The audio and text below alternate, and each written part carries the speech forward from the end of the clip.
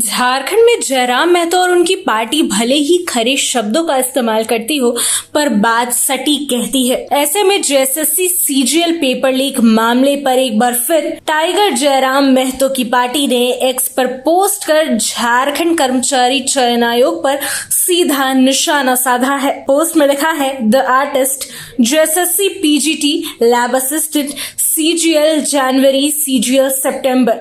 CGL मामला जब court में था तो आयोग ने वादा किया था कि आगे की प्रक्रिया प्रकाशित नहीं की जाएगी। फिर भी आयोग ने रिजल्ट जारी कर डीवी करा लिया और छात्रों को एक दूसरे से लड़ाने का कार्य किया है। इस पोस्ट के जरिए ये बात तो साफ हो रही है कि जयराम की पार्टी सीधा आयोग पर जबानी हमला कर रही है।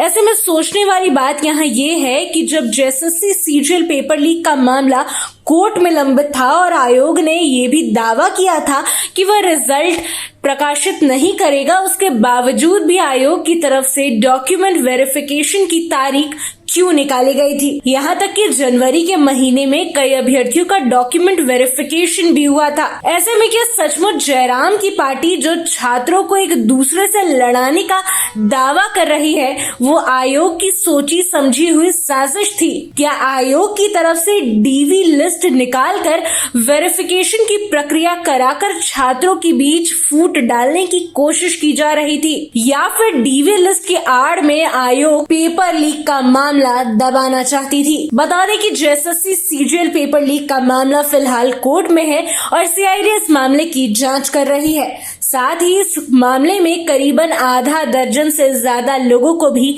गिरफ्तार किया जा चुका है। ऐसे में छात्रों के साथ खिलवाड़ हो रहा है और इस गंभीर मामले ने राज्य भर के युवा अभ्यर्थियों में रोष और अविश्वास को जन्म दिया है। एक और छात्र दिन रात मेहनत करके परीक्षा पास करने का सपना संजोते हैं, वहीं दूसरी ओर जब ऐसे घोटाले उजागर होते हैं तो उनके मन में सिस्टम के प्रति आक्रोश पैदा होना स्वाभाविक है। जयराम महतो जैसे नेताओं का भी यही सवाल उठाना लाजमी है कि अगर मामला कोर्ट में था तो आयोग ने इतनी जल्दबाजी दिखाई ही क्यों? ये सवाल अब सिर्फ राजनीति तक सीमित नहीं रह गया है, बल्कि ये छात्रों के भविष्य, उनके मानसिक स्वास्थ्य और सामाजिक विश्वास पर भी प्रश्न उठा रहा है।